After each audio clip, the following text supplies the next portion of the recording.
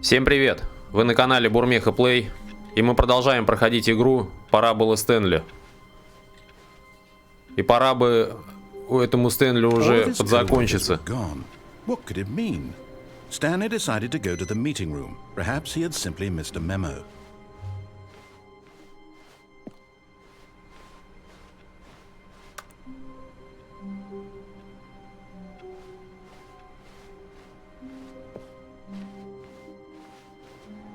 No matter how hard Stanley looked, he couldn't find a trace of his co-workers.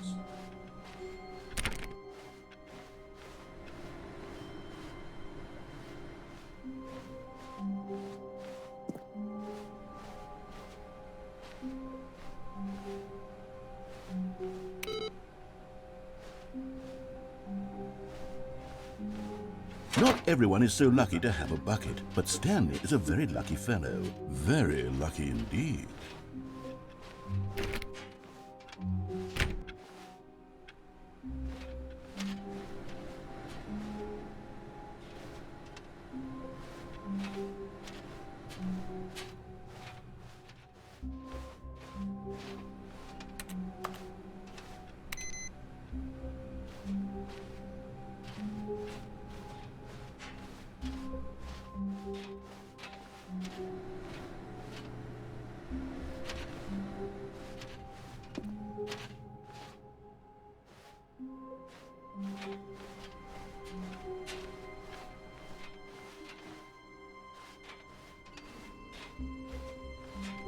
Stanley clutched the bucket tightly to his chest and entered the door on his left.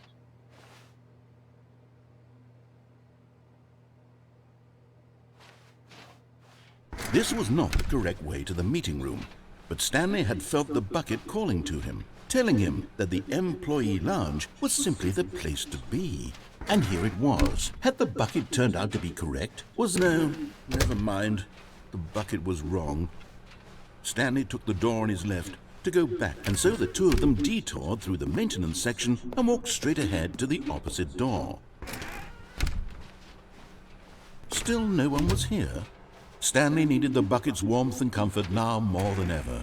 Perhaps his boss's office was where he'd find out. Stanley, we must move on from this broom closet, simply because I have no remaining stickers. If I did, you can guarantee we'd be in here for hours. But alas, no stickers.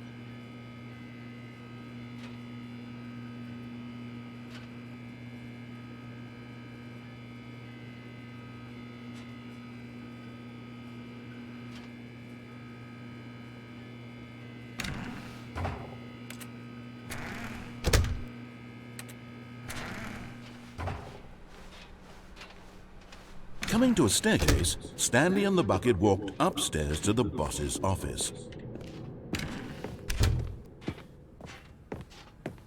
Stepping into his manager's office, Stanley was once again stunned to discover not an indication of any human life. Crushed by the weight, but Stanley guessed the correct code by sheer luck. Was it that the bucket knew all along? Was the bucket guiding him? Yes, this is certainly the most logical explanation.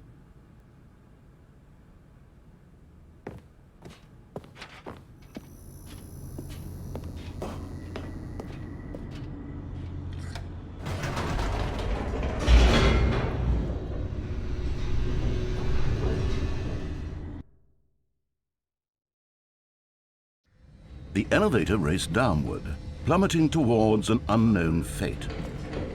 It would be all Stanley could do to keep himself together, if not for the bucket. Soothing him, comforting him, reassuring that in this darkest moment of uncertainty, he would be all right. The bucket is here for you, Stanley. Everything will be fine.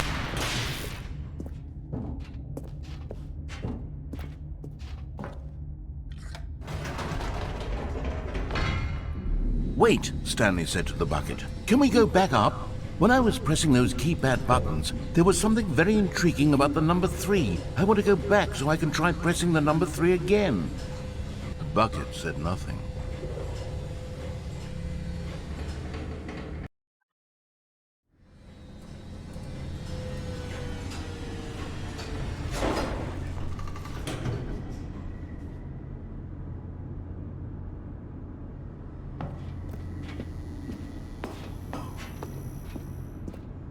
Here we are, said Stanley. Now I'm going to try out that number 3 button. He took the bucket over to the keypad and began absolutely slamming on the number 3 over and over and over.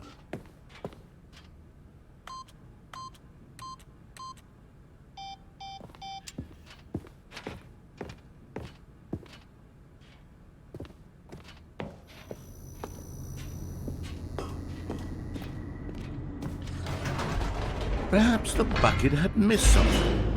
Perhaps it had not seen how much joy Stanley got from slamming the number 3 repeatedly.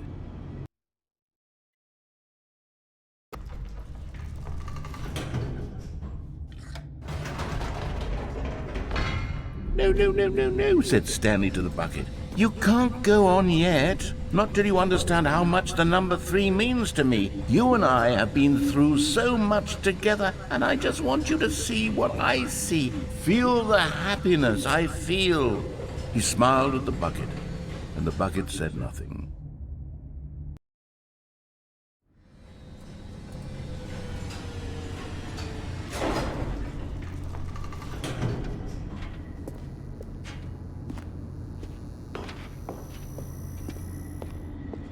Here we go, said Stanley. This time I'll really show you. He ran to the number 3 and began to wail on it like a musician on a beloved instrument, weaving a concerto of truth and passion.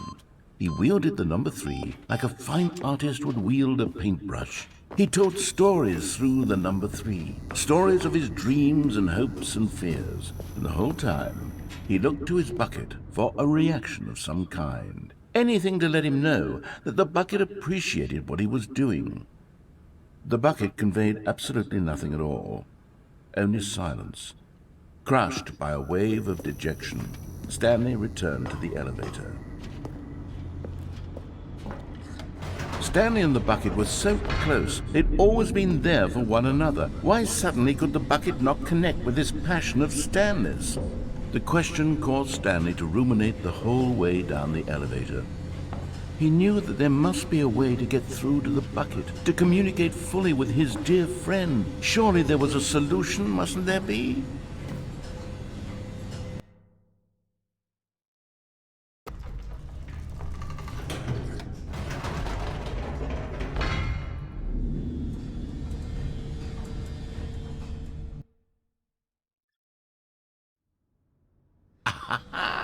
Said Stanley. I know what to do. I know how to fully express this feeling in my heart.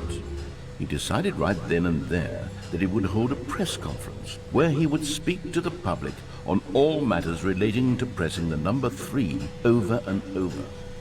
He would elaborate fully on what the number 3 meant to him and why he felt so alive when pressing it. Then the bucket would be able to see his joy through the eyes of others. It would get to see the world react to this discovery of Stanley's. And it would be through the public eye that the bucket would finally understand Stanley's work.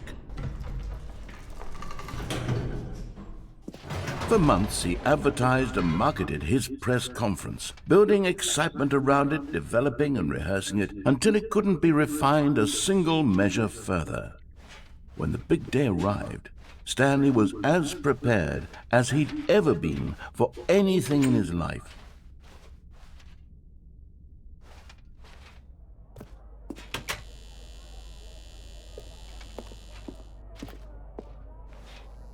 This was it. One last chance to win the bucket over. One opportunity to share a true connection with a loved one.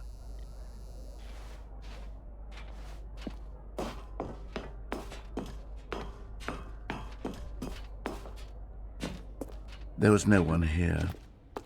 Nobody had come to the press conference to hear Stanley speak, to listen to him talk about what it really means to press the number 3 on a keypad over and over. He was unloved, uninteresting, he was a failure, and in that moment Stanley knew that the bucket would never again take him seriously. There would be no connection, no deeper understanding.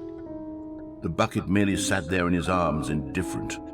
And so it began that slowly, over many years, the two of them grew more and more distant.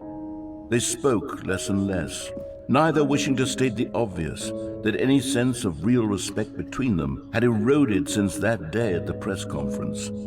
There would be no more games, no more long conversations about passion and pursuit, only a silence that consumed the space between friends. And Stanley, having for once in his life discovered the warmth and comfort of true companionship, was cast back into the unremarkable normalcy of loneliness.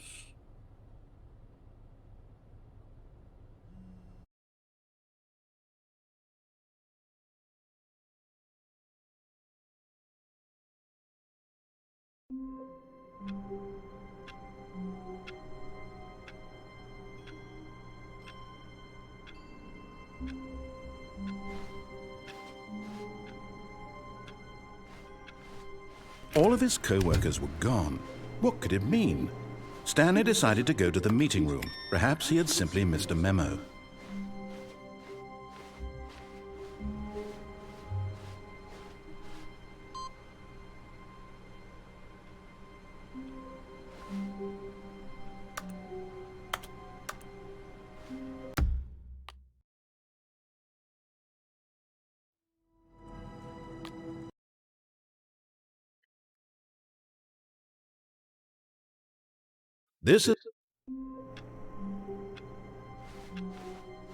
All of his co-workers were gone.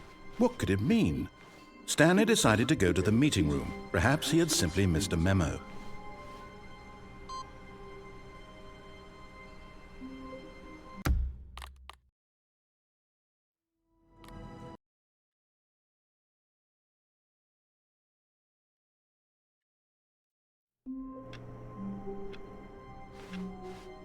All of his co-workers were gone. What could it mean? Stanley decided to go to the meeting room. Perhaps he had simply missed a memo.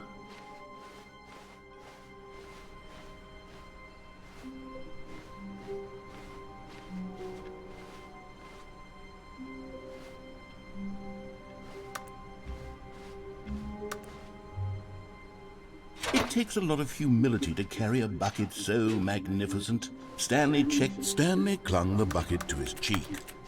Could his co-workers really all be gone?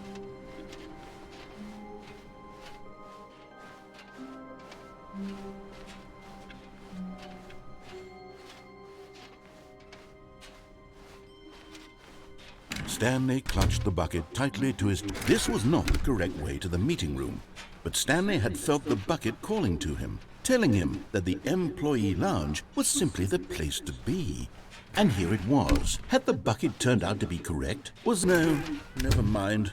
The bucket was wrong. Stanley took the door on his left to go back to the meeting room. No, Said the bucket. don't go to the meeting room. Go somewhere else. The cargo lift, yes. Go there. Go to the cargo lift.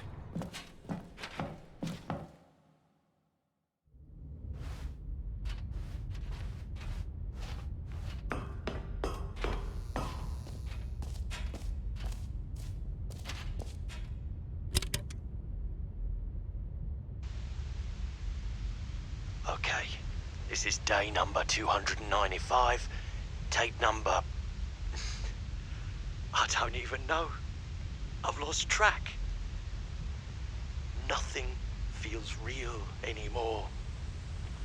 The longer I study this bucket, the less sense anything makes. The sheer euphoria I feel every time I pick it up. No matter how many times I've done it, it's always the same feeling. And the emptiness in my chest when I set it down. It doesn't make sense. There's no explanation for it. I still haven't figured out why I see the world so differently when this bucket is in my arms. Why everything feels so... What do I do with this treasure? I can I can monetize it. Yes. It's unthinkable the amounts of money people will pay for even just an hour with the bucket. This is my golden ticket. But I have to be careful, because as soon as this gets out, there's going to be a target on my back. Even now, I don't know who might be trying to get me. What's that? Who's there?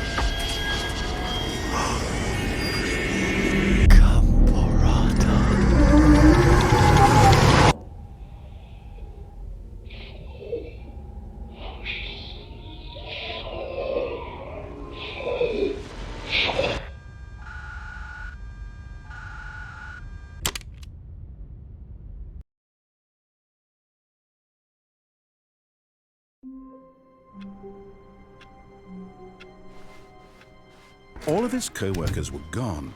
What could it mean? Stanley decided to go to the meeting room. Perhaps he had simply missed a memo.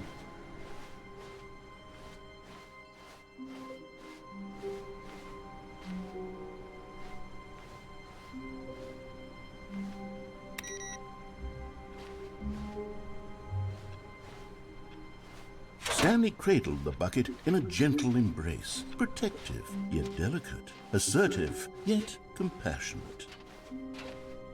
Stanley clutched the bucket tightly to his chest. This was not the correct way to the meeting room, but Stanley had felt the bucket calling to him, telling him that the employee lounge was simply the place to be. And here it was. Had the bucket turned out to be correct? Never mind. The bucket was wrong. Stanley took the door on his left to go back to the meeting room. No, Said the bucket. don't go to the meeting room. Go somewhere else. The cargo lift, yes. Good. Said the bucket. Now ride the lift all the way to the top. There's something up there I need you to do. Stanley did not question why or how this bucket was speaking to him. It should have alarmed him, of course, because buckets can't talk. But Stanley chose not to think about this obvious fact. He was firmly convinced that the bucket had spoken to him, and he unthinkingly did whatever the bucket asked.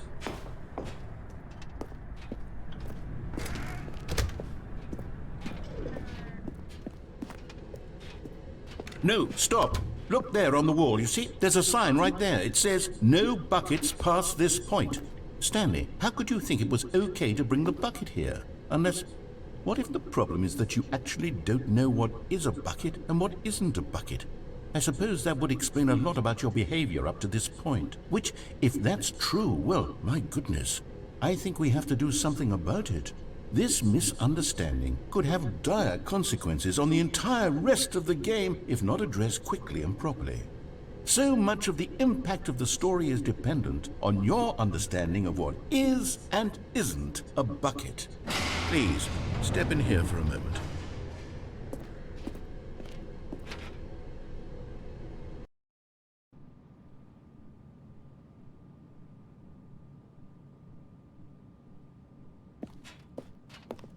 Now then, I'm going to run you through some test scenarios, and you'll tell me whether or not the thing I'm showing you is a bucket. Simple enough, right? This should tell us everything we'll ever need to know about what is or is not a bucket. Okay, let's begin. Item 1. Is this a bucket? Incorrect.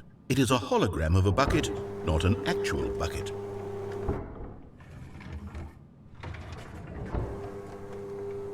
Item 2. Is this a bucket? Incorrect. It is a 3D printed recreation of a bucket, not an actual bucket.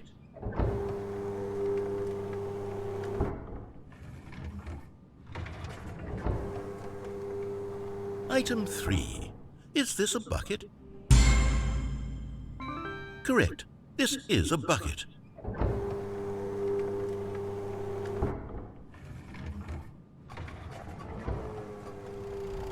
Item 4. Is this a bucket?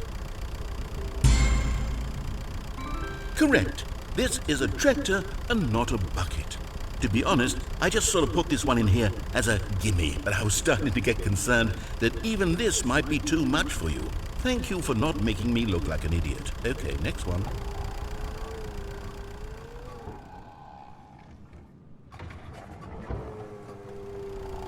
Is this a bucket? Incorrect. This is a bucket.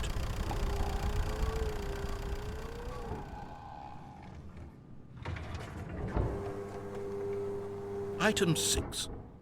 Is this a bucket? Trick question. Both. Gotcha.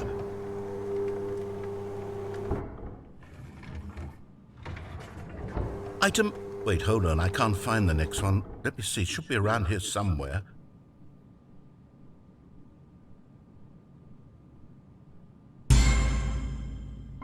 Yes. Thank you. There's nothing here. Of course it isn't a bucket.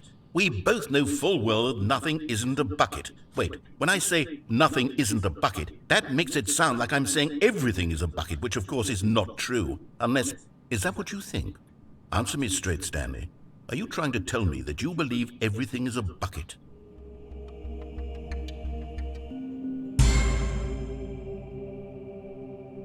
You know what? I'm too confused to even sort it out. I've lost all sense of perspective. What is a bucket? What isn't a bucket? Mere moments ago I could answer these questions with confidence. And yet now I'm somewhat adrift. Do any of us know what a bucket is? Am I a bucket? Stanley, I can't keep doing this. I'm losing myself, and myself was all I ever had to begin with. I'm afraid the bucket is threatening to tear our relationship apart. I can't have that. I'm sorry. But I'm going to erase all buckets from the game entirely. Okay, here we go.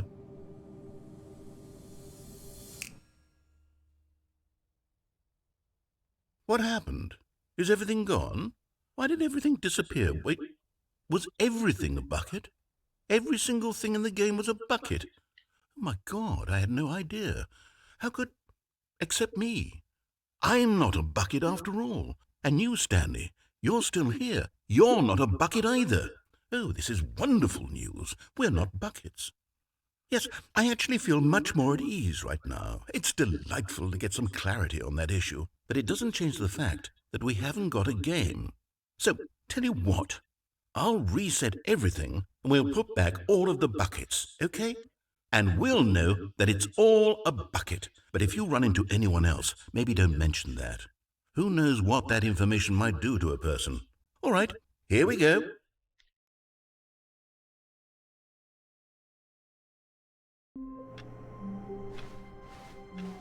All of his co-workers were gone. What could it mean? Stanley decided to go to the meeting room. Perhaps he had simply missed a memo.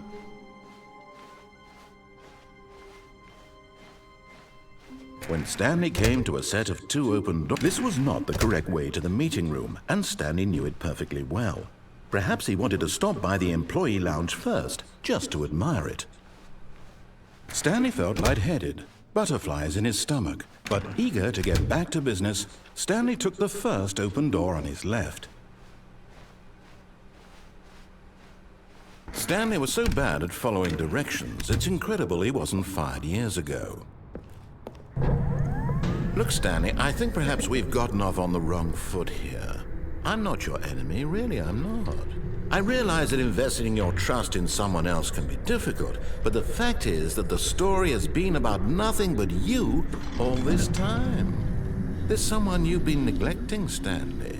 Someone you've forgotten about.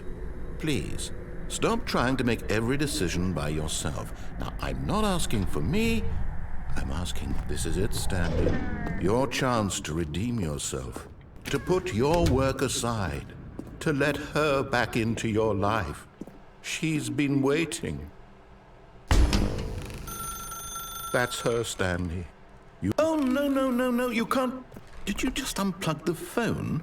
No, that wasn't supposed to be a choice. How did you do that? You actually chose incorrectly? I didn't even know that was possible. Let me double check. No, it's definitely here, clear as day. Stanley picks up the phone. He's taken to his apartment where he finds his wife, and the two pledge themselves to one another. Music comes in, fade to white, roll credits. Not picking up the phone is actually somehow an incorrect course of action. How is that even possible? None of these decisions were supposed to mean anything. I don't understand. How on earth are you making meaningful choices? What did you... Wait a second. Did I just see... No, that's not possible. I can't believe it.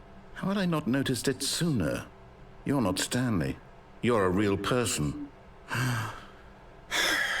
I can't believe I was so mistaken. This is why you've been able to make correct and incorrect choices, and to think I've been letting you run around in this game for so long. If you'd made any more wrong choices, you might have negated it entirely. It's as though you completely ignored even the most basic safety protocol for real-world decision-making. Or did you not grasp the severity of the situation? Well, I won't have that kind of risk on my watch.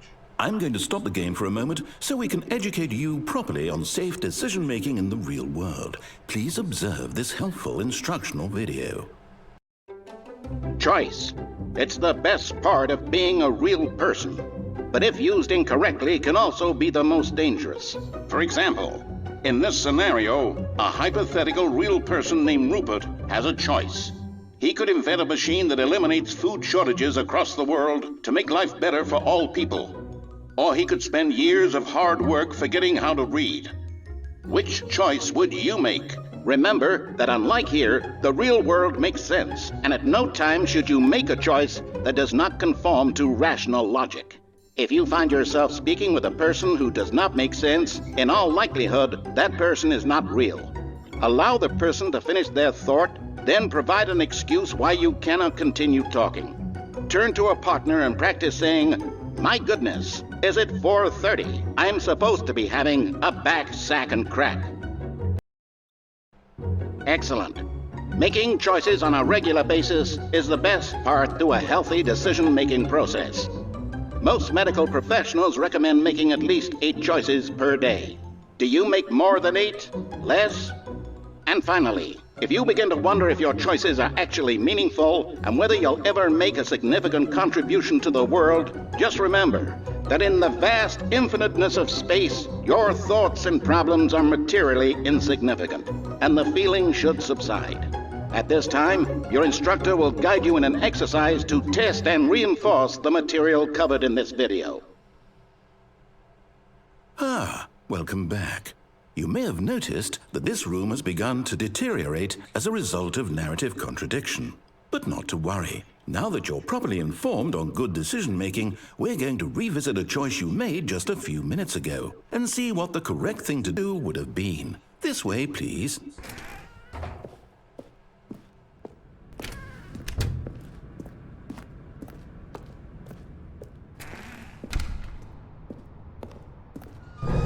Now that we know your choices are meaningful, we can't have you jumping off the platform and dying.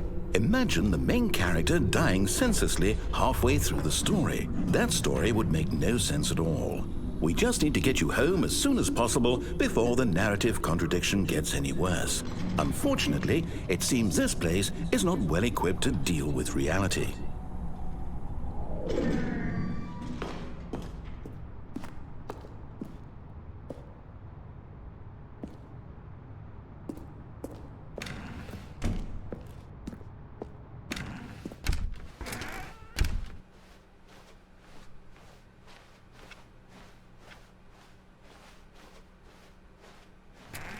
Almost there. You'll take the door on the left, back to the correct ending, the story will have resolution once again, and you'll be home free in the real world. Now remember, all you need to do is behave exactly as Stanley would. That means choosing responsibly and always putting the story first. I'm quite sure you'll be up to the task. Just follow my lead and you'll be fine. All right. When Stanley came to a set of 2 open doors, he entered the door on his left.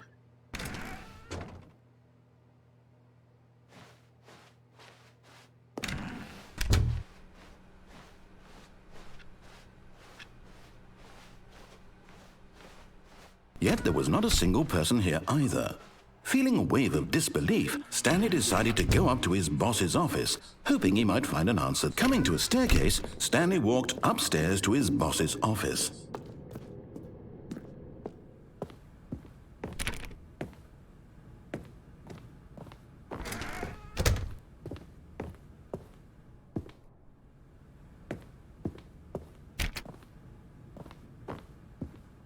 Stepping inside his manager's office, Stanley was once again stunned to discover not an indication of any human life.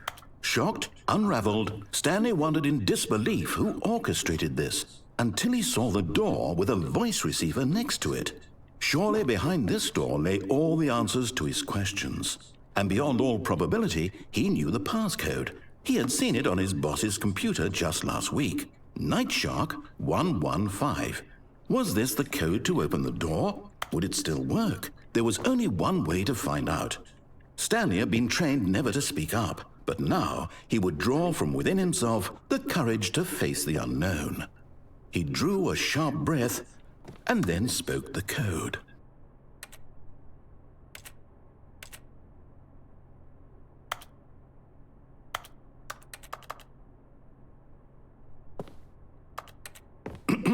Stanley spoke the code. Nightshark 115. He spoke it into the receiver, right there on the wall.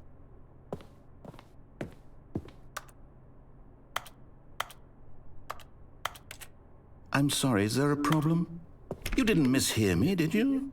Please speak the code into the receiver. Otherwise, we can't get on with the story. This is a crucial step.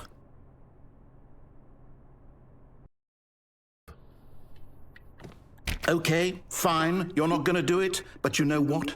It's pretty humiliating to bring you this far, only for you to suddenly decide you have better things to do. I asked you for this one single thing, for your respect.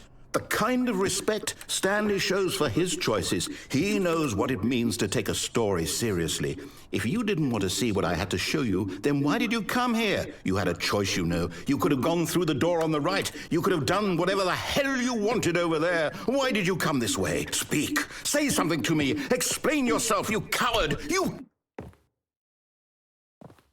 behave exactly as Stanley would. That means choosing responsibly and always putting the story first. I'm quite sure you'll be up to the task. Just follow my lead and you'll be fine. All right. When Stanley came to a set of 2 open doors, he entered the door on his left.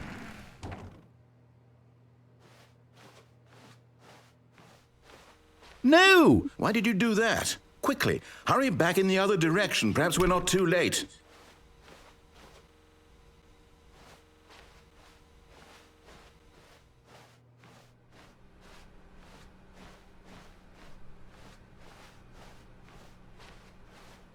Oh, it's ruined. I can't believe, after everything we talked about, that my story, you've destroyed my work. Why? For what?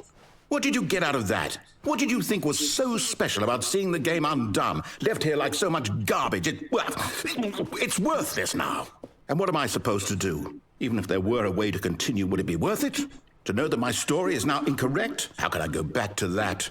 I can't erase that knowledge. I'll have to live with it forever, reliving its impossibility forever. I couldn't live that way. Is it better to shut the game down entirely? To willingly destroy all of my work? I don't know. What's the answer? What do I do? What do I do? What do I... No, I have to. I have to shut the game down. I have to. I have to.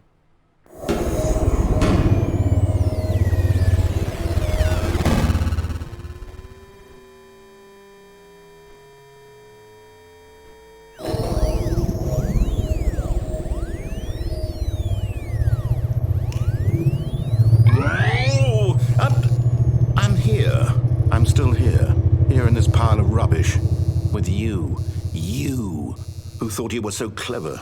Now look where we are. My entire game is destroyed. It was the only thing in the world that was mine, and you've run it into the ground. What, did you think that would be funny? You just had to see? Didn't I impress upon you how important it was to be like Stanley? He actually knows how to do what I tell him to. He understands that if I say to do something, there's a damn good reason for it. That thought hadn't even occurred to you, had it? That there's a world outside of you? You're a child. Oh, my story. If you'd just gone through the door on the left, you would have seen it. There was a whole underground facility. You would have destroyed it and been victorious. It would have been so perfect. I worked so hard on it. I tried so hard to make... When Stanley came to a set of 2 open doors, he entered the door on his left. Stanley? Hello? Are you... Is everything okay? Stanley, please. I need you to make a choice. I need you to walk through the door. Are you listening to me? Can you hear me? Is everything all right? Stanley, this is important. The story needs you. It needs you to make a decision. It cannot exist without you. Do you understand me? Whatever choice you make is just fine. They're both correct. You cannot be wrong here. We can work together. I'll accept whatever you do. I simply need you to take that step forward, please. Choose. Do something. Anything. This is more important than you can ever know. I need this. The story needs it. So, you hear me? Are you there? Are you listening to this? Stanley, are you there? Okay. It's okay, I can wait. You need time to decide. Time to make sure your choice is correct. That is the best choice. That's all right. I'll wait for you to decide what's the right thing to do. Take as much time as you need.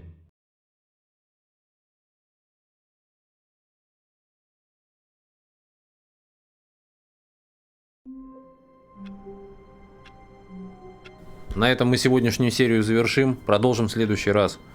Если серия понравилась, подписка, лайк, комментарий. Всего хорошего.